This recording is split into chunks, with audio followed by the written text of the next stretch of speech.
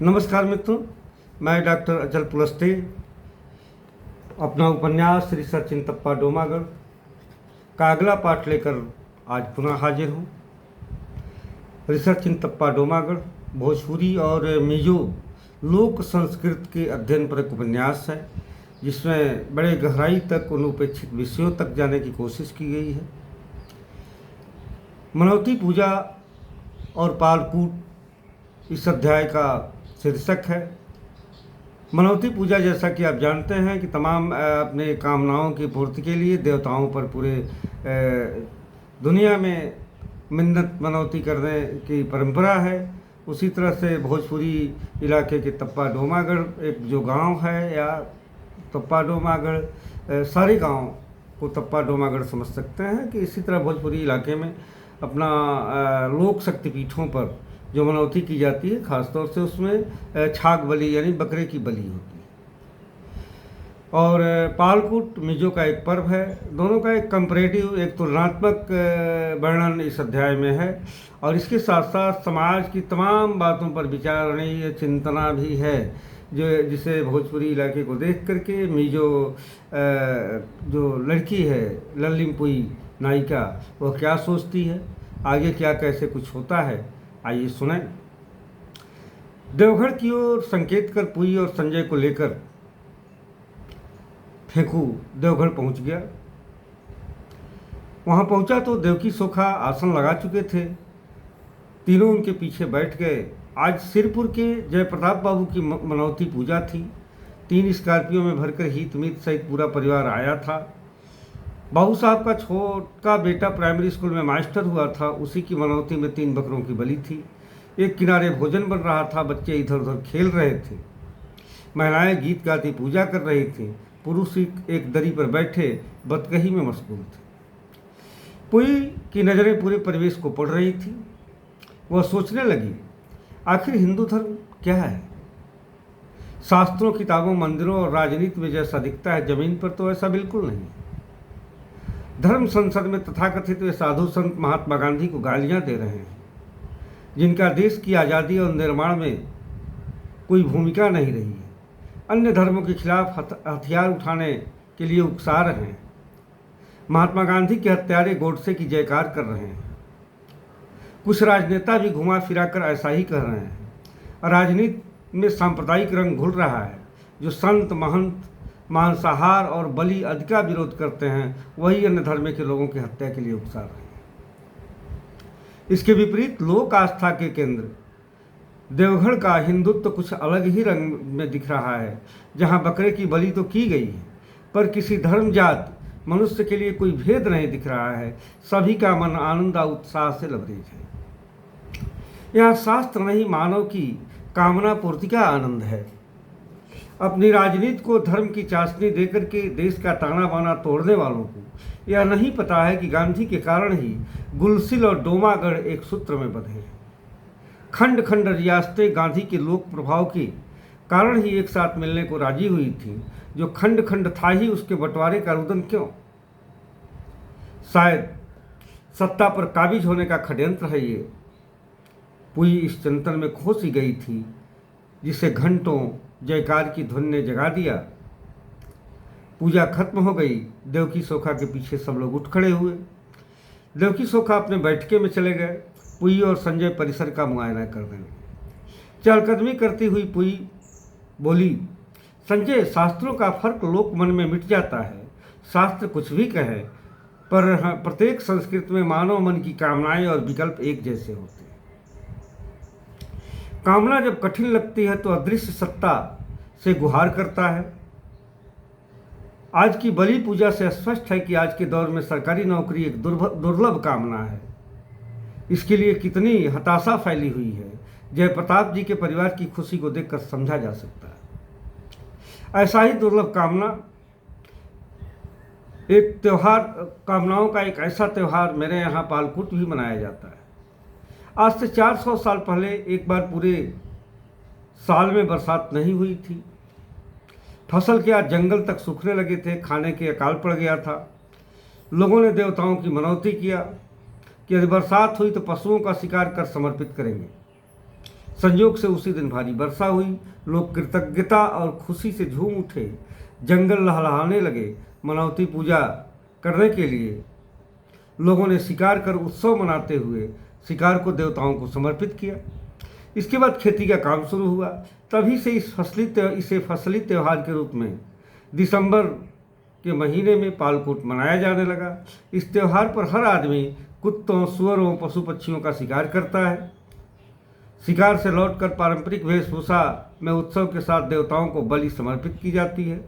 इस अवसर पर महिलाएं अरनई, रिसा, जनकप, पुरुष पुआंडम पहन करके चेवरा नृत्य करते हैं। इसमें ये मिजो वस्त्र हैं। अरनई जो है सफ़ेद कपड़े पर धागे से कढ़ाई करी हुई लुंगी, ब्लाउज, दुपट्टा है। पुरुष का लुंगी और शर्ट है। और बलि के मांस की बात की गई है। आगे इस परिसर के यही पूरी अपने त्यौहार पालकूट के बारे में बताती है। बताने के बाद इधर आगे बढ़ते हैं तो इधर परिसर में महुए के नीचे दरी पर जयप्रताप बाबू के परिजनों और रिश्तेदारों, मित्रों की बैठकी चल रही थी।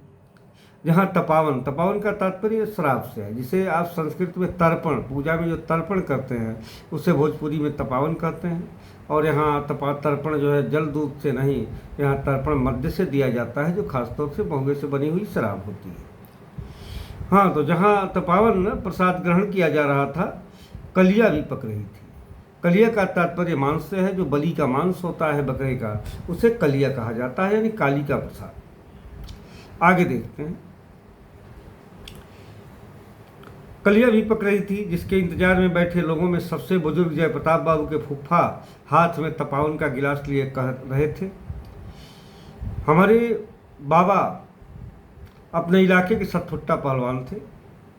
आज़ादी के क्रांतिकारियों के साथी थे। चंद्रशेखर आज़ाद और भगत सिंह के साथ भी रहे। चैत नवरात्रि में 7 बकरों की बलि खानदानी तलवार से देते थे।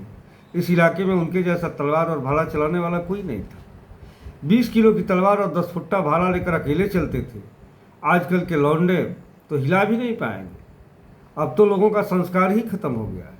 अब आज ही देखो, पूजा के प्रसाद को तुम ही लोग दारू मीट कह रहे हो। पूरे पूजा को पार्टी समझ रहे हो। फूफा की बात काटते हुए साथ में बैठे एक युवक ने कहा, अरे फूफा, क्या आप भी पुराने ज़माने की बात लेकर बैठ गए? अब जमाना कहाँ से कहाँ चला गया। कुल मिलाकर ऐसे वीर भोज देना ही ठीक है। अपनी शक्ति के अनुसार भक्ति करनी चाहिए। आज महंगाई के ज़माने में पुराने ज़माने की बात कहाँ सबके बस की बात है। बगल में बैठे दूसरा युवक भी एक घूंट तपावन लेकर बोल पड़ा, देखिए ना, सरकार ने गांव-गांव में फ्री गैस बांट दिया। मैंने गैस एजेंसी ले ली, जिसके लिए मैंने भी 3 बकरों की बलि चढ़ाया था। पर आज हालत यह है कि 1000 कनेक्शन में केवल 300 लोग गैस भरवा रहे हैं। 1000 के गैस में 62 रुपये की सब्सिडी आ रही है। पूरा घाटा जा रहा है। कंपनी अपने हिसाब से गैस बेचती है। अब आप ही बताइए, गांव के 70% मजदूर हैं जो दिल्ली मुंबई कमाते हैं। इस समय सब घर बैठे हुए हैं। इधर उधर जो मिलता है वह काम करके रोजी रोटी चला रहे हैं। वे भला 1000 का गैस कैसे भरा पाए? उन्हीं की वजह से हमारे चौराहे बाजार में दुकानदारी चलती थी, अब वो भी ठप है। सबकी बिक्री कम हो गई है। जब आमदनी होती है तो कुछ नया काम भी लोग करते हैं, जिससे लोकल मजदूरों को काम मिलता है। इस बात को काटते हुए तीसरे युवक ने कहा, अरे मजदूरों की चांदी है भाई, राशन, तेल, नमक सब फ्री ही मिल रहा है, काम करने की ज़रूरत क्या है उन्हें। दूसरे वाले ने कुछ तेज आवाज़ में बोला, यार तुम्हें क्या फ़र्क पड़ता है, घूम घूम कर केवल पार्टी खाना है, कभी इस नेता के साथ कभी उस नेता के साथ। उनके पास पैसा नहीं रहेगा तो हमारा धंधा कैसे चलेगा। महंगाई ने सबको फाड़ दिया है। जो 1 लीटर तेल खरीदता था वो पाव भर खरीद रहा है। इस बातचीत को सुनकर दूर खड़ा पगला रिंकुआ अपने अंदाज में बोल पड़ा, राजा निर्वंशिया प्रजा मरघंटिया। यह सुनकर सब हंसने लगे, परंतु जयप्रताप बाबू ने डांट कर भगा दिया उसे। तब तक भोजन बनाने वाले ने आकर कहा कि बाबू कलिया तैयार है। जयप्रताप बाबू ने एक पत्तल में भात और कलिया निकालकर फेंकू से देवघर भिजवा दिया। इसके बाद लोग दो पंक्तियों में बैठकर भोजन करने लगे। इस अनौपचारिक बातचीत में देश और आर्थिक हालात के प्रति गांव के लोगों की समझ देखकर पूरी आश्चर्य से सोचने लगी कि आखिर देश के विद्वान गांव के लोगों को अनभिज्ञ क्यों समझते हैं। इसी समय फेंकू ने आवाज़ दिया, बहनी आप लोग भी प्रसाद बंगले में, आप लोगों का प्रसाद भी बंगले पर रख दिया है, आकर ले लीजिए। पूरी ठीक से खाना नहीं खा सकी क्योंकि मांस पकाने में बहुत अधिक तेल मसालों का प्रयोग किया गया था। मिजोरम या नॉर्थ ईस्ट के लोग नाम मात्र का तेल मसाला प्रयोग करते हैं, केवल उबालकर या भूनकर नमक मिर्च के साथ खाते हैं। इसलिए भात खाकर संजय से पहले उठती हुई बोली, संजय, खाना पकाने के तौर तरीकों के कारण ही तुम्हारे यहाँ लोग अक्सर बीमार रहते हैं। हमारे यहाँ रोज मांसाहार के बावजूद लोग बुढ़ापे तक स्वस्थ रहते हैं। हुंकारी भरते हुए संजय भी खाकर उठ गया। ये आज की रही मनौती पूजा और पालकोट का वर्णन।